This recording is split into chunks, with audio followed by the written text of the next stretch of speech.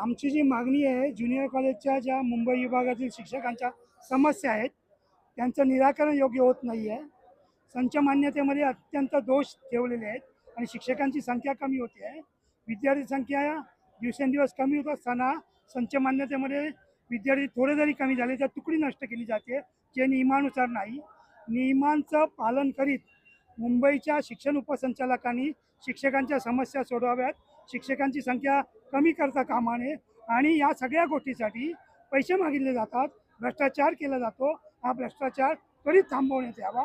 या भूमिकेसाठी आम्ही आज मुंबईचा शिक्षण उपसंचालक आणि त्यांच्या अधिपत्याखालील दोषी अधिकाऱ्यांवर कारवाई करण्यासाठी हा मोर्चा आम्ही काढलेला आहे. सर, कोण भ्रष्टाचार करते? तुम्ही शिक्षण विभागाशी या संदर्भात काही चर्चा केली होती का? शिक्षण विभागाला आम्ही प्रत्यक्ष भेटून अनेक वेळा सांगितलेलं आहे.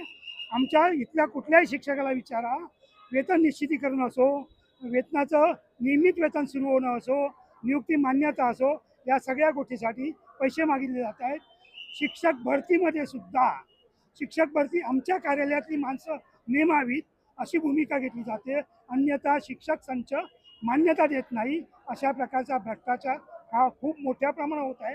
त्यामुळे या शिक्षकांचा प्रचंड असंतोष आजूबाजूला बघितला तर तुम्हाला दिसून येईल. ही वस्तुस्थिती आहे.